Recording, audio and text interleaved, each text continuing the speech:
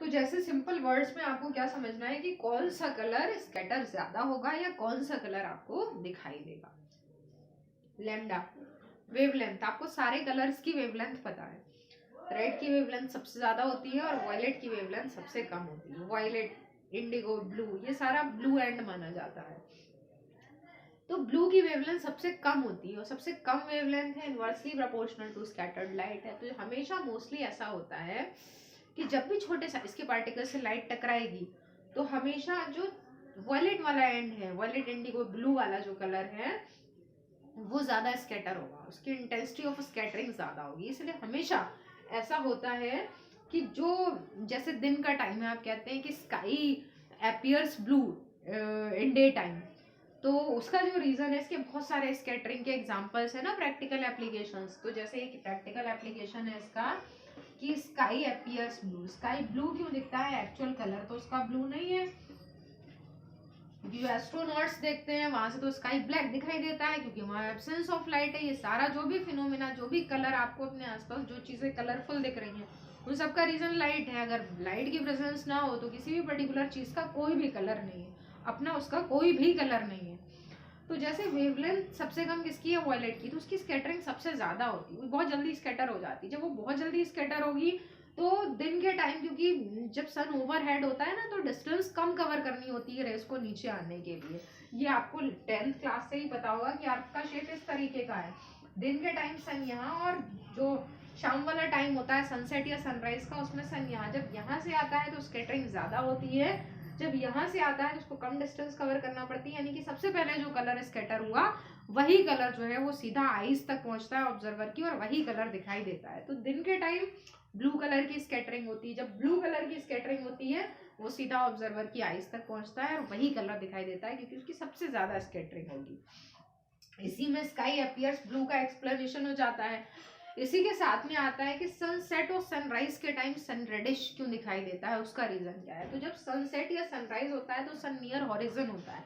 जब यहाँ से रेस चलती है तो ऑलमोस्ट जो ब्लू एंड होता है वो पूरी तरह से स्कैटर हो चुका होता है। जब रेज यहाँ से चलती है तो जो लास्ट में जो कलर स्कैटर होता है, या ये कह सकते हैं जिसकी वेवलेंथ सबसे बड़ी है, क्योंकि डिस्टेंस कवर करने के लिए जो बड़ी वेवलेंथ वाली जो रेज है वो लास्ट में जो पहुंचती है ऑब्जर्वर तक, वही कलर उसको दिखाई देता है। तो जब नियर हॉरिजन होता है, ये वाली डिस्टेंस उसको कवर करनी है, तो रेड कलर दिखाई देगा जो ज्यादा स्कैटर हो रहा है। दिन के टाइम कम डिस्टेंस कवर करनी, जो पहले स्कैटर होगा वो दिखाई देगा। तो रेड कलर का रीजन ये होता है। इसी तरह से कहते हैं danger signals are red in colour. Danger signals को रेड क्यों बनाया जाता है? डेंजर सिग्नल को रेड बनाने का रीजन, डेंजर सिग्नल जहां से भी कवर करके आते हैं, बहुत दूर पे डेंजर सिग्नल कोई लगा है रेड कलर का, जहां से भी वो लाइट पाथ कवर करके आएगी, तो कहते हैं रेड कलर जो है ना, क्योंकि ब्लू सबसे पहले सबसे जल्दी स्कैटर हो जाएगा। ब्लू को स्कैटर होने के लिए छोटे साइज के पार्टिकल ही काफी। देखिए ब्लू और रेड में भी डिफरेंस होता है। वैसे आप कह रहे हैं इन इलास्टिक स्कैटरिंग में बड़े साइज के पार्टिकल होते हैं और इलास्टिक में छोटे साइज के। इलास्टिक स्कैटरिंग में भी अलग अलग कलर के लिए अलग अलग अलग साइज होता है। ब्लू वाला या वायलेट वाला जो कलर है वो बहुत छोटे साइज के पार्टिकल से ही स्कैटर हो जाएगा। रेड को स्कैटर करने के लिए बड़े साइज के पार्टिकल चाहिए, तो जो बड़े साइज का पार्टिकल होगा वही रेड को स्कैटर कर पाएगा। तो रेड कहते हैं एक तरह से लीस्ट स्कैटर्ड कलर है, बहुत कम स्कैटर होता है। तो रेड लीस्ट स्कैटर्ड कलर है, बाकी कलर जल्दी स्कैटर हो जाते हैं, लेकिन रेड बिना स्कैटर हुए डिस्टेंस कवर कर सकता है ज्यादा, इसलिए डेंजर सिग्नल्स जो है वो रेड कलर के बनाए जाते हैं।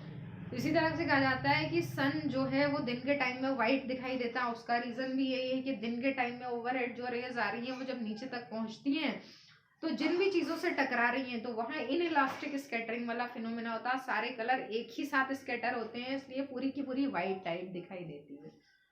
तो इस तरह से जो स्कैटरिंग का फिनोमेना है उसमें आपको क्या बताना है कि सारे जितने जो भी कलर्स दिखाई दे रहे हैं उन सबका रीजन स्कैटरिंग है।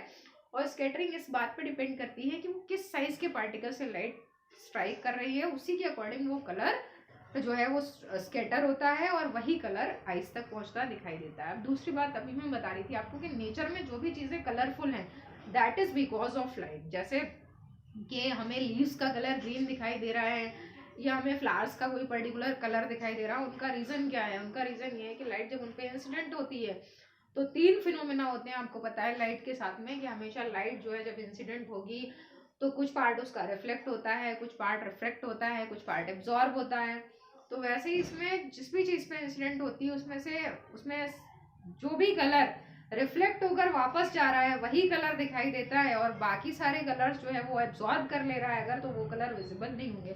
लाइट का बहुत इंटरेस्टिंग फिनोमिना है कि लाइट जिस भी चीज़ पे पड़ी और उससे जो कलर रिफ्लेक्ट होकर हमारी आईज पे आ रहा है, हमें ऐसा लग रहा है कि वो चीज़ उस कलर की है। अब लीव्स की बात करें हम, 7 कलर्स में से ग्रीन रिफ्लेक्ट होकर वापस आ रहा है हमारी आईज पे, तो हमें लग रहा है कि लीव्स जो है वो ग्रीन कलर की। अगर ये लाइट की प्रेजेंस ना हो तो कोई भी चीज़ किसी भी कलर की नहीं दिखेगी, इवन सारी चीज़ें जो हैं वो ब्लैक कलर की दिखाई देंगी, जैसा कि एस्ट्रोनॉट्स को विजिबल होता है जब वो वहां से देखता है, स्पेस में से देखता है जिस भी चीज़ को अर्थ पे या कहीं भी, तो वहाँ लाइट की एब्सेंस है, इसलिए वहाँ कोई भी कलर दिखाई नहीं देता है। तो इसलिए जो चैप्टर था आपका 10th क्लास में, उसमें चैप्टर का नाम था ना human I and the colourful world. तो किसी भी चीज़ को विजिबल बनाने के लिए 2 चीज़ों की रिक्वायरमेंट है, या तो आईज या फिर लाइट। इन दोनों की एब्सेंस में चीज़ें विजिबल नहीं हो सकती। तो यहाँ तक आपका जो है वो पूरा रे ऑप्टिक्स में जो भी पोर्शन था इससे रिलेटेड वो सारा फिनिश हो गया है, मटेरियल्स वाला, डिवाइसेस वाला। अब आपका न्यू जो पोर्शन है वो स्टार्ट होगा ऑप्टिकल इंस्ट्रूमेंट्स वाला, ठीक है। तो उसको नोट कर लीजिए, मैं स्टार्ट करती हूँ।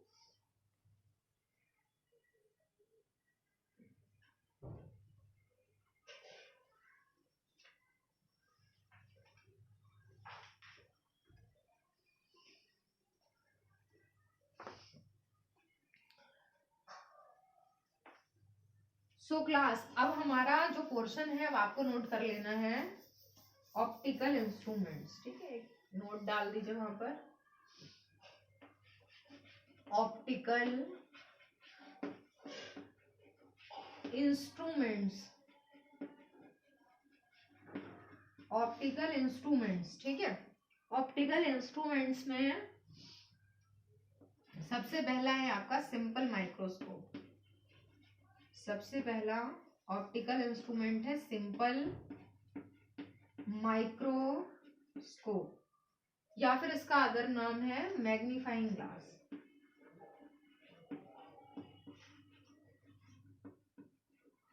मैग्नीफाइंग ग्लास तो सभी ने देखा होगा, डबल कॉन्वेक्स लेंस होता है।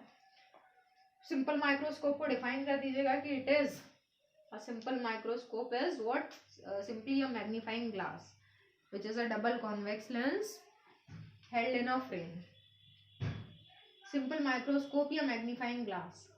उसके बाद आपको इसमें क्या बताना है, इसके बाद आपको बताना है इसका प्रिंसिपल और कंस्ट्रक्शन, वर्किंग, डेरिवेशन भी है इसमें, और डायग्राम भी है इसमें। तो पहले डिफाइन करिए इसको, डिफाइन करने के बाद में बताएंगे आप प्रिंसिपल।